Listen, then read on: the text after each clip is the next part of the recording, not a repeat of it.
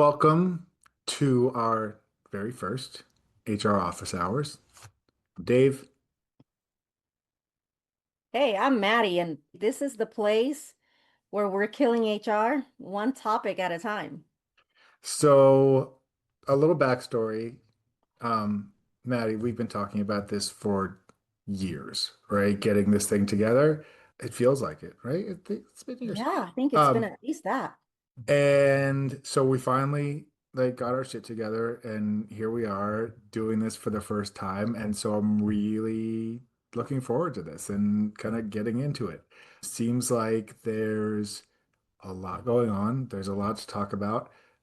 I know both of us are really, have a lot of focus on leadership work, leadership development, and there's a lot to talk about with leaders lately. There, unfortunately, seems to be now. Let's clarify, we're not talking about our leaders, Nope. because our opinions here are just our opinions, and everything is theoretical and not to do with anything in our own jobs. No, here's your first tip. This one's free. When you do a podcast, don't talk about anything that's going on with your own job. All right, so let's get into it. Where to start? Well, I think some shenanigans that come to mind happened recently closer to your neck of the woods. Not exactly super close to your neck of the woods, right? I But mean, there's a lot of people in my neck of the woods, that's and so true. there's a lot going on. Yeah, but East Coast is representing when it comes to crazy leaders. Not Y- gonna lie. Yeah, that may be a global issue. But again, not going to touch on that. But something to do with a hat. So, okay, baseball. We don't know. This woman's a mystery, right? I'd like to believe that she's not any kind of leader. No one's confirmed anything. There are rumors, but we don't know. We don't know. Maybe she's just a disgruntled, frontline worker. Maybe she just got laid off. We don't know. But Uh, what did you think when all those rumors started, though, and everybody's like, "Oh, this Phillies Karen is a administrator of a school," or I think that was one of the rumors. What did yeah, you yeah, think when yeah. they're like, And "Oh then the no"? school district was like, nope, not ours. No, thank you. Look, you have to assume when you're going out anywhere that if you're going to make a public spectacle of yourself, that we're past the point where that's separate from your professional life, for better or for worse, right? I don't know. I think there's some instances where, look, should the fact that somebody stole a baseball from a kid, should that get them fired at work? I don't know. I mean, maybe if they actually work for a school, potentially, but we're in an age, and we have been for a long time now, where you have to assume that's going to come back to you at work, right? That somebody's going to find you, somebody's going to figure out who you are, where you work, and they're going to, at the very least, send a nasty email and try to get you back for whatever the thing is that you did. Is that a thing that's just here to stay? Like, should we just assume like there's no differentiation now if you go out and you make a fool of yourself in your life that that's dangerous for your work? Oh, we love this answer in HR. It depends, but I guess it depends on your role. It depends on your company. It depends also what else you've done, up to this point. Yeah. Is this the straw? If someone loses their job, maybe this isn't behavior just happened out and about. It could also be happening at work. But you know what actually baffles me more? I don't know if you've had this experience, because it seems like folks are pretty quick to find sleuth, find or speculate who these people are. Oh But yeah. I still find situations, theoretically, hypothetically, where even with a hotline, we don't always find stuff out. Where are the sleuths then? I don't know. Well, Yeah, you don't find it well because it didn't take place on a jumbotron. Like, and it's weird, right? So there's the human phenomenon where,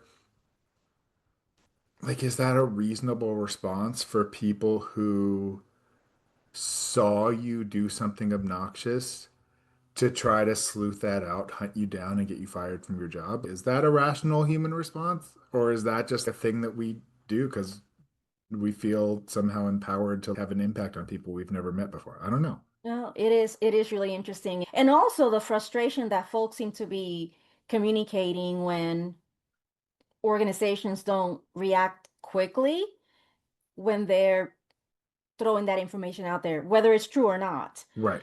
Because we have a duty to investigate and actually find out as much of the facts. Does it even relate to the work? Nope. So, all right, let's talk about that because I'm curious now, right? What your take is. I'm kind of curious what my take is too. I'm going to think about that while you're giving yours. So, let's say you work for the some school district, right? And you're in HR. Somebody calls you, gets in touch with you and says, "Hey, this person who works for your school district or whatever it is did this obnoxious thing, stole a baseball from a little kid." What is your responsibility at that point as an HR person at a business where this didn't happen? Well, we mentioned school districts, so I can only speculate. I've never worked for a school district. So if I'm All getting right. it all wrong, maybe folks who are listening who work in education will comment below and say, hey, y'all are crazy. This is not how it works. Educate us. We're open. Out of morbid curiosity, if I'm being honest, I may want to jot a few details, right? Just so that I know. I don't know if I need to investigate something unless I have a shell of something to go off of. Maybe there's something there. And then maybe I'll know if I need to do something with it. In these situations, of course, like you said, it's out all in the open, so it's a little bit different than just one of those anonymous calls. Usually, anonymous calls I don't do much with unless they're recurring and maybe it's a safety issue or something like that, because we just don't know. If there's no sign in the workplace that something may be happening that's affecting either the business or coworkers, what can I possibly do? I mean, we see people can be vindictive. So we have to balance that out with the needs of the business, yes, but also the safety of employees. And again, it depends. But in a school district, had that been true, that Phyllis Karen was an administrator, I could see why someone would lose their job. A teacher, maybe I'd evaluate it different, depending on how long they'd worked there. But an administrator, gosh, I don't know how you could overcome that with the Yeah, facts we have in hand, which we don't know everything. right. I mean, look, and I don't know, and your point is really good, right? That because it was alleged that she worked for a school, that's a different situation for any other private company, which is where my experience is, and I think yours too. Even if it was proven this happened, there's video footage, it's reported. I really feel like this is a thing I wouldn't touch Hmm. because what's what's my job? My job is to make sure that people have the right people in the right jobs with the right tools, training, resources they need to succeed, that managers know how to be effective, that we're not breaking the law, that people are safe. And really, none of that is threatened by somebody stealing a baseball from a little kid at a baseball game. She didn't punch him, she didn't touch him, I don't think. But yeah, it might be tough for her in other aspects of her life, but that feels like something that doesn't even warrant an investigation, as far as I can tell, at least based on my experience. And I can see that. And of course, if you're in a sales organization and you're customer facing and you, then that may be a little bit different. If you Right. lose your cool in public where you know everyone's watching, do you have the potential? And maybe you've had, again, these types of issues, I think, when someone has a pattern of behaviors, is when you usually address them. And I'm gonna guess if this was a real problem, they would surface more than just one time at a baseball game. But I'm speculating like the folks who were speculating they were an administrator for the Yeah. school system. I think you're right? If it's somebody that's in a public facing role or a sales role where their clients see that and say, yeah, I'm not doing business with this person, then that's a job issue, right? Because then they can't be successful at the work. And yeah, then maybe you reap what you sow. But I guess those are the specific cases, right? But I think there's such a knee-jerk reaction in a lot of cases for people to sleuth out these folks, like you said, and go try to get them in trouble at work, right? Yep. I mean, I guess it's different, right? When you're the boss. So if we go back to, Ugh. our hat-snatching CEO, what is it with people snatching things from kids at sports events? That's just like the trend for 2025. Yeah, so the CEO grabbed the hat from the kid. He's the boss. Maybe he has a board of directors. I don't know what the deal is with the company, but what do you do in that situation? What's the recourse there? Oh, whew, oof. Yeah, good luck with that, right? I think that depends on the relationship you have with your CEO. But what a tough position to be in as an HR practitioner, right? Our job is to call out issues and situations regardless of the position in the company as we see them. But the reality can be different and difficult. Am I going to go up to the CEO and be like, what the hell? It's going to depend on my relationship with them. Hey, Like when yeah, I you could go up and say, yeah, CEO, what the hell? And he could be like, oh, what the hell are you doing here? Because you're fired. because you're Like, fired, right? We're here to advise, and sometimes you know when to also be quiet, just as every other employee, because we're also employees. So that's a tough one. How would you approach it? I've had different relationships with different types of leaders in the C-suite, and and I can see three different responses based on those yeah, relationships. yeah. Like, look, if it's, and I've been very fortunate in most of my roles that I've had really good relationships with the CEO, and in most cases, I wouldn't have it any other way, where I can give some tough love, as it were, right? Give some advice that may not be easy to hear, but at that point, it's not even me in my position as an HR leader. It's just me taking advantage of the fact that I've got, maybe the ear of this person and saying, hey, maybe this isn't a great look. And maybe the thing to do is make this right. So, apology, give the thing back, like find this kid and send him something, whatever. But again, that's not my job, right? That's just me being a human being that has a human relationship with another human being that's screwed up. And so I don't know. I don't know. Now, if I was, if it's a public company or even a startup that's trying to fundraise and you've got a board of directors there, they might have a different take on it and say, Mhm. oh, yeah, we can't have this. Sorry, you got to go. But that's a business decision, right? Rather than a typical HR advisory role, which would be based on a performance or behavior in the workplace or, something else like that. But yeah, when it's your boss, you always have to tread a little bit lightly.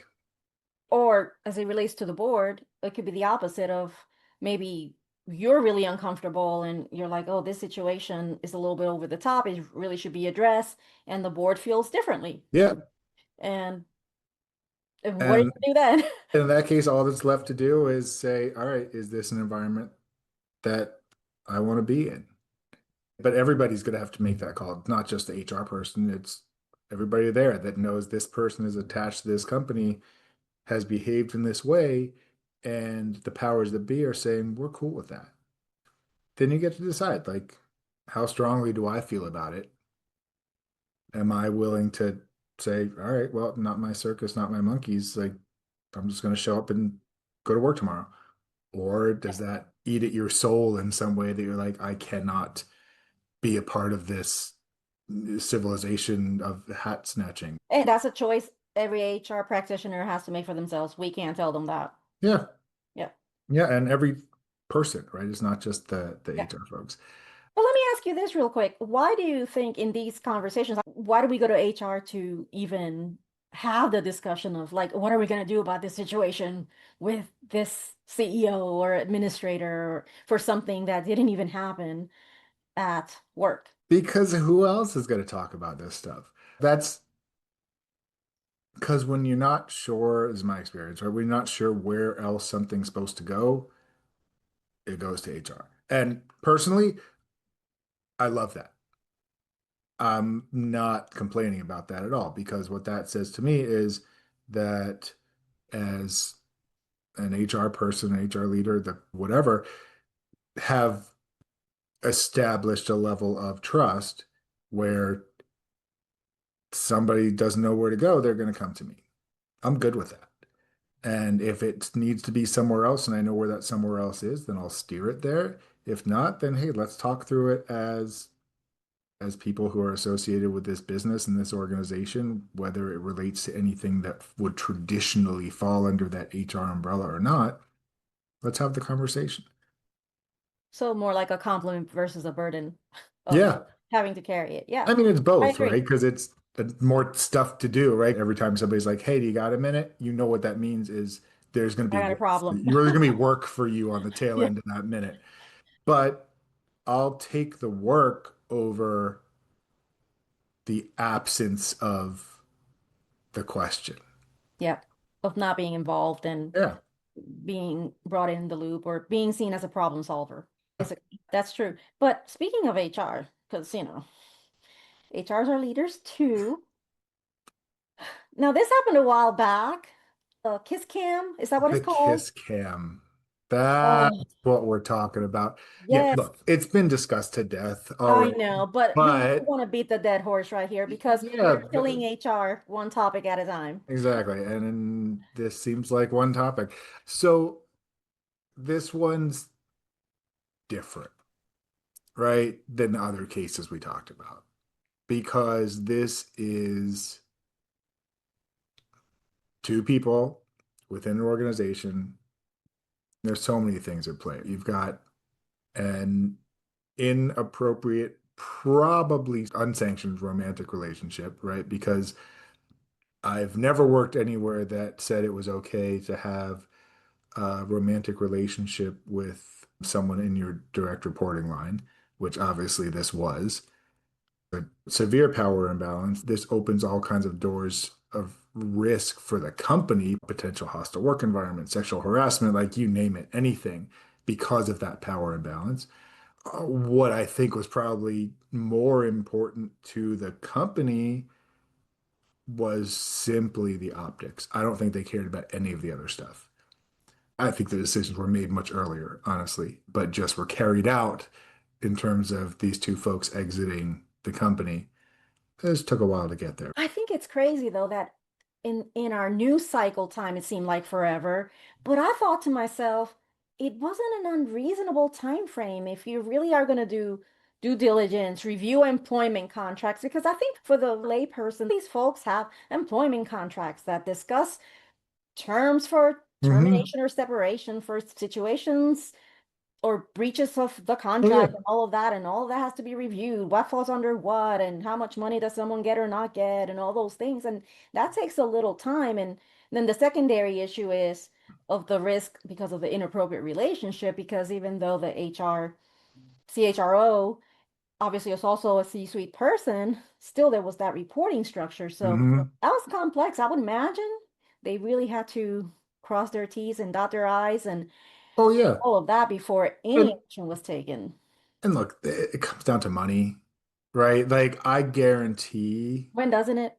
right. I guarantee that there was a lot of time spent with these lawyers poring over especially the CEO, maybe the CHROs too, but the CEO's employment agreement and looking at severance terms, right? Because most executives have some sort of severance terms built into an employment agreement. So they say, hey, if you fire me, you're going to pay me X amount, right? You're going to pay me for a year's salary or whatever it is. Asterisk, unless that is for cause or due to gross misconduct, there's usually some carve outs. So I am sure that there was time spent arguing about Mhm. whether this action constituted something that would mean this CEO doesn't get his severance. I'm sure his lawyers were fighting the company's lawyers saying, no, but this not spelled out in this way. It does not say in the company handbook that you cannot, embrace your CHRO at the Coldplay concert. That doesn't Okay, say that too anything there. much, too So much, Dave. is it getting too steamy? Is No, embrace a well, little not too? steamy, just like embracing your CHRO just is not I something mean, that I normally hear. well, hey, it's a new world, Maddie. It's We're an living it. But like I'm sure his lawyers were saying, where does it say you can't do that? That's not in there. He gets his severance. And I'm sure the company lawyers were like, no, it's implied. And so I guarantee there was some back and forth on that, right? About whether this guy gets a severance, because that's what happens behind the scenes when you're having these conversations. It's never, are we going to fire this guy? It's, what are all the details around that? And I sometimes I think in this situation, say someone else had a concern about that relationship. They did notice something. They brought it. Who could they have brought it to? Like who Right. was left? Where do you Because go? you can't bring it to the CHRO because obviously can't go to her boss because that's the other person in the relationship. And if you're not in the C-suite, you probably don't feel like you've got an avenue to take it to the board of directors. You don't have that access, you don't have that connection. And, you know, some companies are better than others about things like whistleblower hotlines and anonymous report lines. Like some don't have things set up. This was a public company, so I imagine they had something. I would imagine But so. it may or may not have been well run. It may or may not have been well publicized. So yeah, people may have been sitting on this and saying, I don't know where to go. Or yes. Or no one's gonna do anything about it, which is terribly sad. I tell our folks, bring situations to anyone. It's not about ego, it's about getting things corrected and addressed. Right. So if you don't feel comfortable going to your supervisor, your direct manager, that's shame on us. We still want Hmm. to get it fixed. Go to someone else. Yeah. Obviously, come to me.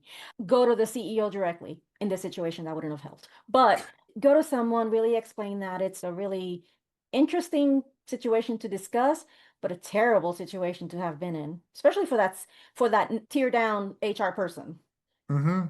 who has to fill in, or the communications department, but you know what, outside of my scope. Yeah. Yeah. And then there's fear too, right? Like, all right, I'm going to say something, and then what? Then what's going to happen to me? Because there's two ways this could go realistically. Either this gets investigated and gets looked into and action is taken, or somehow the CHRO or the CEO or both find out that I raised this and then goodbye to me. Then I will put all my savings into hiring a lawyer and I'll go and you can sue him and do well. But in the meantime, it's not necessarily realistic to for people to be willing to risk their jobs, even if in the long term maybe they can sue or it is patently illegal, obviously, to fire somebody because they raised a Right. complaint like this. But that doesn't mean companies won't do it, and that doesn't mean they can't destroy lives in the process of doing that. And so the realities of that are also something that just people are going to be, depending on the environment, there's that fear factor there. Yeah, which is it's not the vibe we want to have in our workplaces for sure. We got a little heavy there with the CHRO.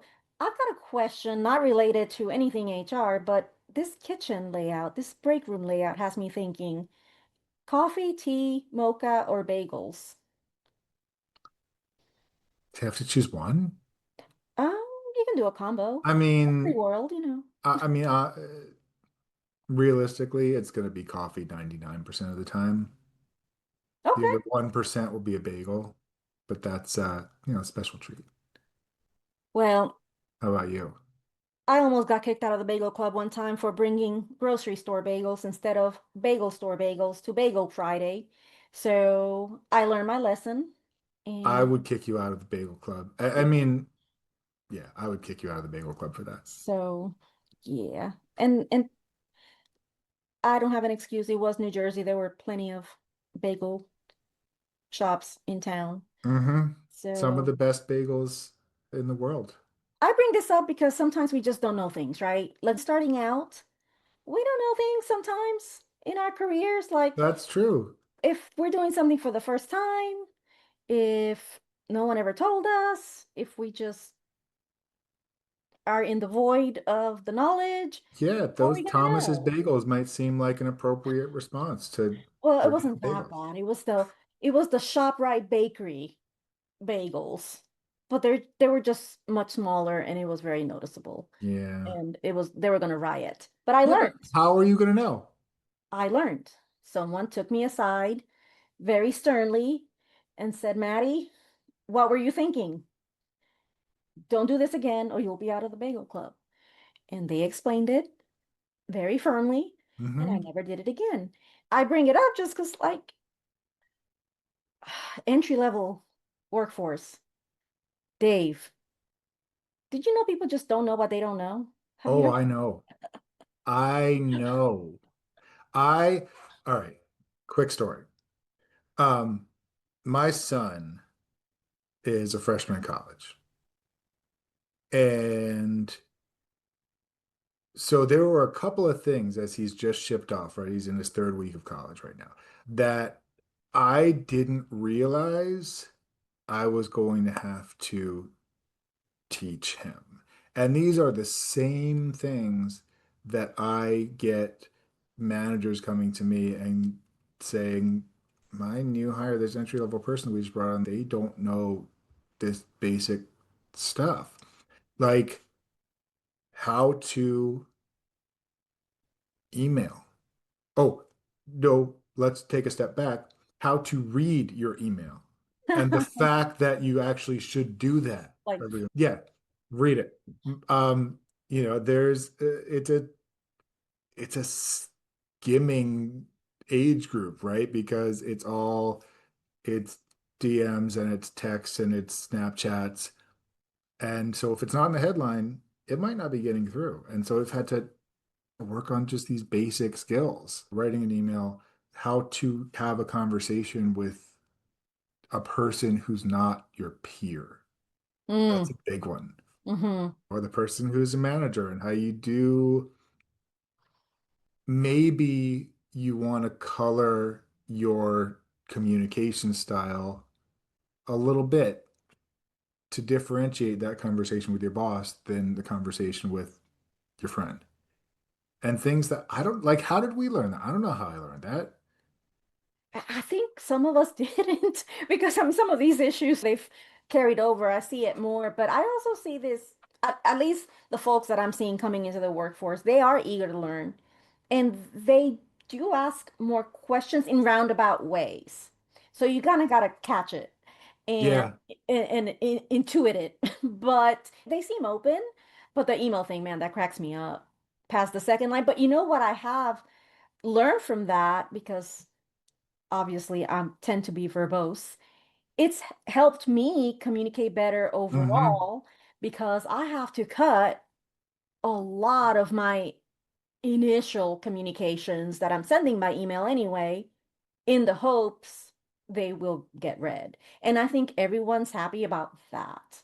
Yep. So it's not all bad, but yeah, showing up on time seems to be one I have to really hammer during onboarding for folks. Like, we actually do mean that specific time you're scheduled for.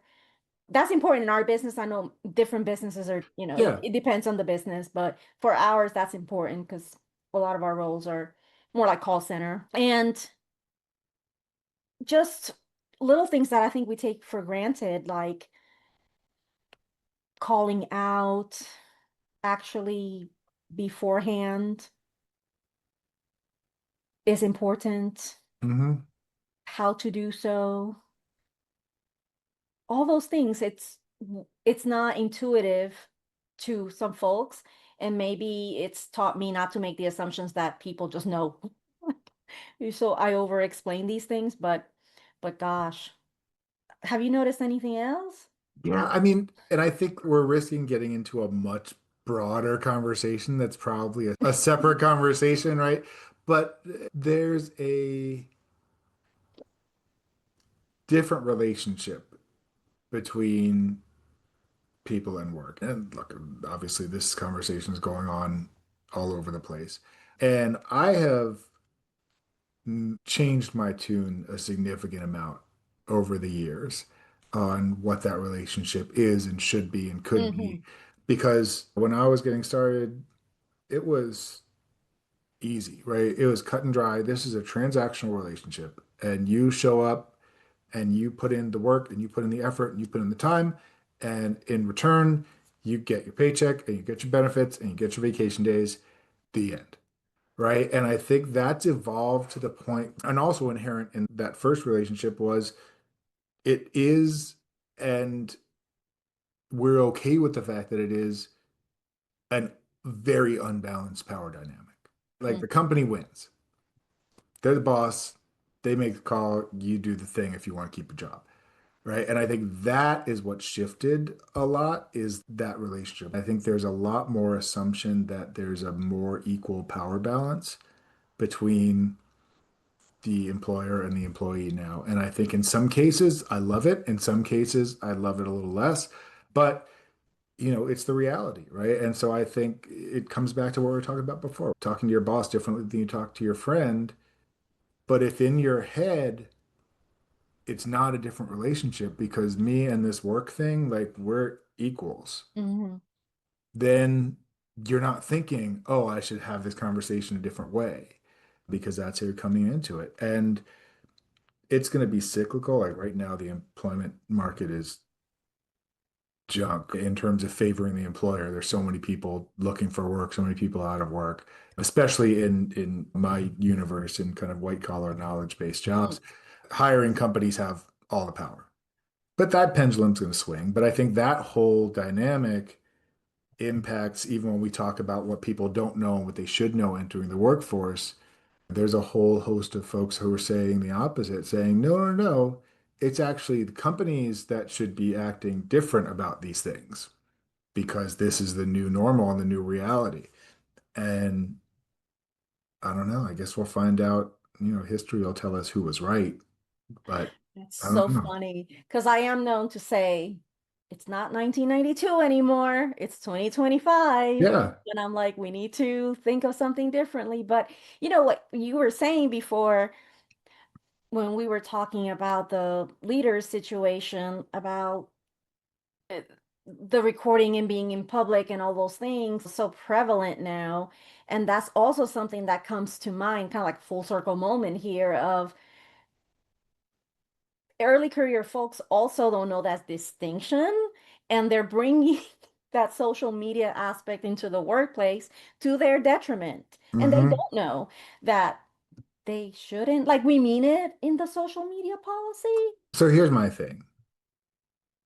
The social media, like bringing your work life on social media, the bad news is it is a thing that exists. I really feel like, what are you doing? If you're at work, if you're on the clock, you're getting paid, just do the work. A, you don't need to be spending time worried about your lighting. B, um, there's potentially confidential stuff going on. C, like that's not where your focus should be. But what I've been seeing, and maybe this will say more about the algorithms are fed by what you actually watch, but I've seen in my TikTok feed specifically, there's been a rash of fake work clips, Huh. right? People who, and it's obviously staged, it's obviously not real, like, but people getting fired. Like, I've seen the same person get fired 5 times from the Oh, same yeah, yeah. job by I know what five you're talking different about. people, Hmm. right? And it's like, oh, wait, no, that didn't happen. And so, I don't know, maybe the best thing that could happen is work is boring enough that it doesn't make for good content, and then people have to go and make it up on their own, which I'm fine with.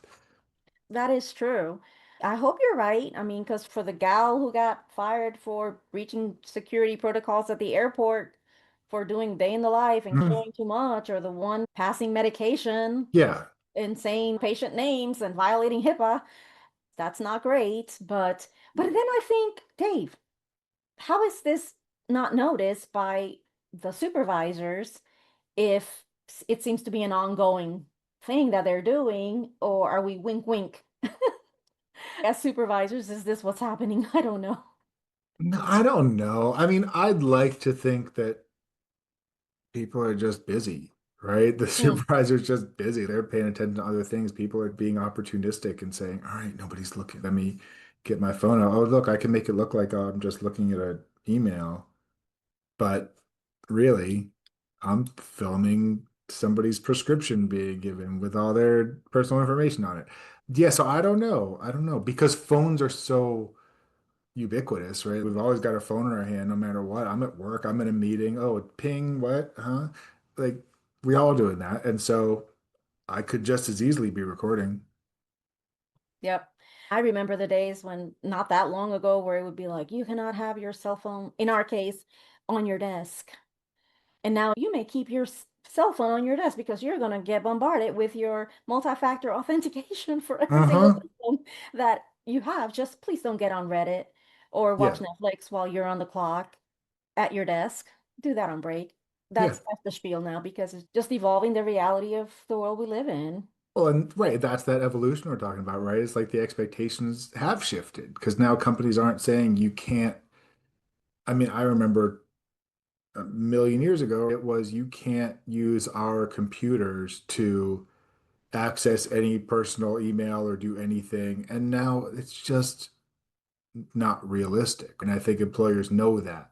And especially as we're asked to be connected more and more. And I think yeah, that's the arrangement. yeah. You can't tell me I can't log in to renew my vehicle tag for 2 minutes. Yeah. Yeah, yeah, that's for sure.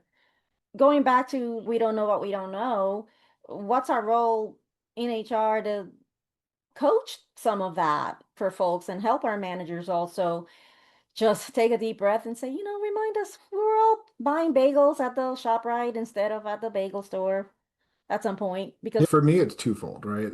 I, A, will always encourage a manager to just show a little grace because they're not coming in here trying to not know things, right? They want to know, they want to understand. And if you have to explain it, even if it feels like you shouldn't have to explain it, just have a little grace.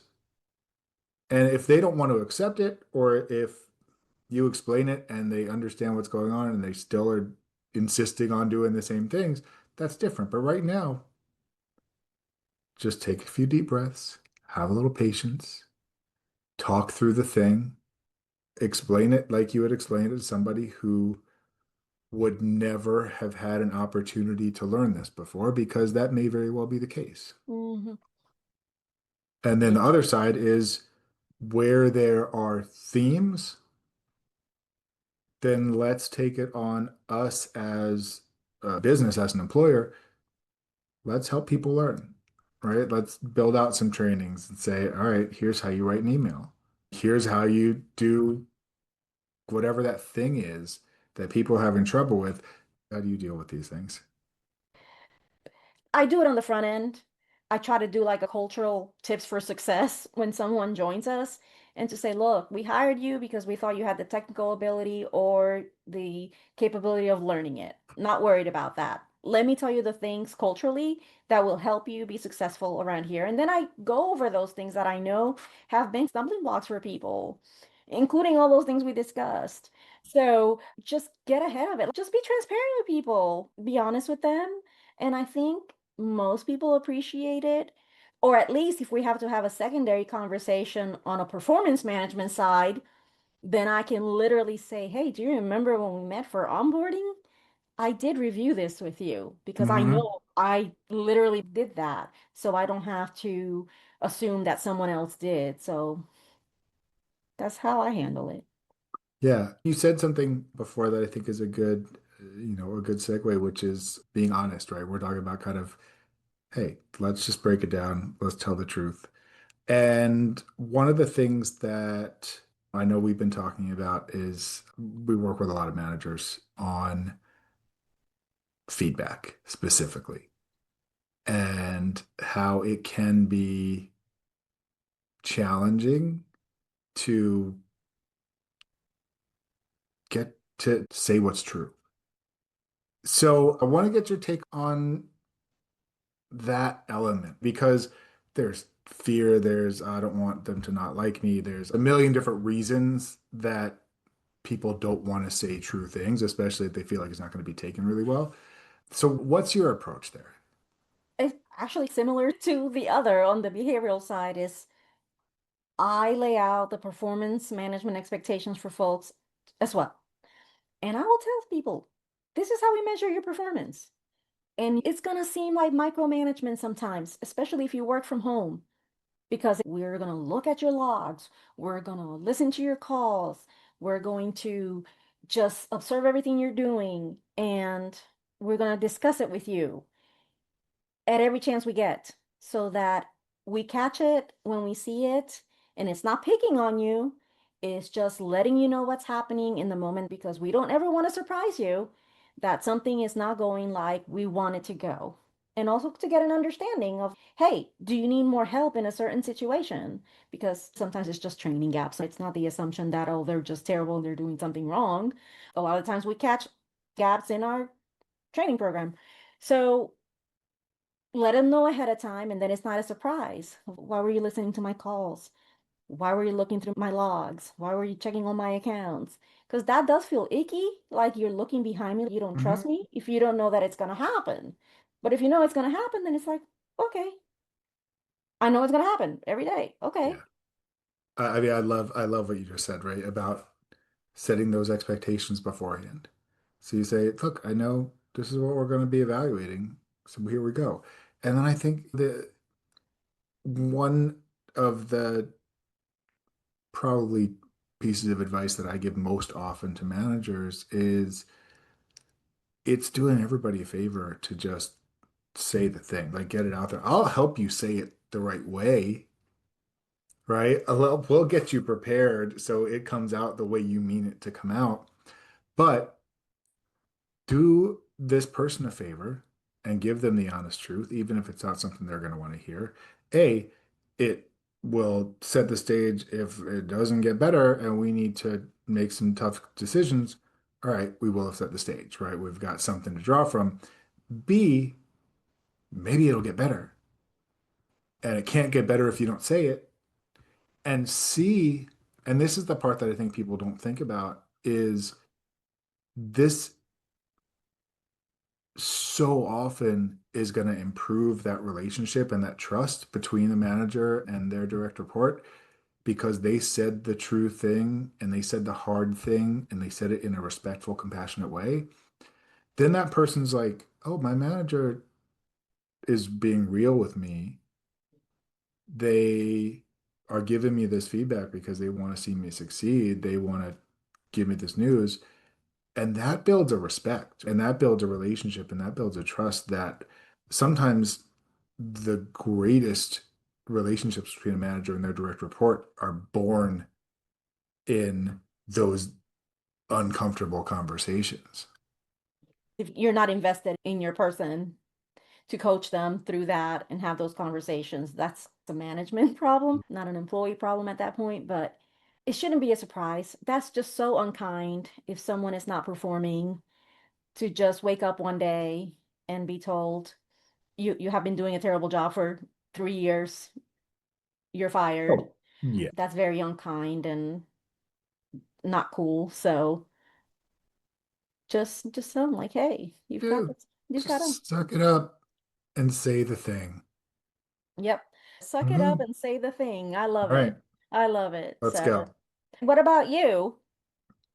What about me? Do you have a specific approach to that, or is pretty much I just suck it mean, up and say the thing? suck it up and say the thing. Like, and I probably have actually said those words in that order to managers. That feels like a thing that I say. Yeah, just suck it up and say the thing. And look, the job is helping the manager feel comfortable and prepared to say the thing, right? They have to suck it up on their own, but I can help them with saying the thing. Let's make sure you talk this through. Let's get your talking points. Let's practice. Let's make it so that you can deliver this in a clear way. You're not tripping over your words. You're not, getting so nervous that you're just going off on tangents and you're not apologizing. That's the biggest one.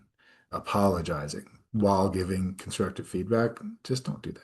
I've spent way more hours than I care to admit, probably working with managers on scripted out word for word conversations. We've all done that, right? Preach. Preach. Um, because that's what you have to do if you want them to say the thing. Then sometimes they just need a lot of help saying the thing. Because just like you're talking about new hires, entry level folks not knowing what they don't know, you don't get promoted into a management position. All of a sudden, you're great at having difficult conversations. Same thing, right? Show a little grace, do a little teaching, and the next time around, they're going to be a little bit better at it. Just for the love of all things cream cheese, just don't do the ish sandwich. No, oh, come on now. Are people still doing that? I can neither confirm nor deny, but Yeah. So, yeah, you have been on time every day this week, but also your work really sucks, but your hair looks great. so Yeah. I leave the office. Oh, what did Dave want? Oh, he just wanted to tell me that Yeah, he my appreciates hair, me being it's, on time and my hair looks bomb. uh-huh. Hmm. Okay, that's Yes. weird. But it's like you're gonna, yes, and we can have a whole episode, and maybe we will, the ish. Have we Oh, beat this dead horse enough for today? I think for today, I guess that's it. But you think we'll do this again? I mean, I think that'd be great. I hope the folks who watch this feel the same. I hope they comment below and all yeah, just like hit, click, tap, click. Do people still click things? It's all tap, hit, smash those buttons. smash, do all the things, Yeah, all those yeah. things. Make us feel like somebody's paying attention. All right, well, so I guess that's gonna be it for today then, Yeah. We'll see you next time. and we'll just keep killing HR one little topic at a time.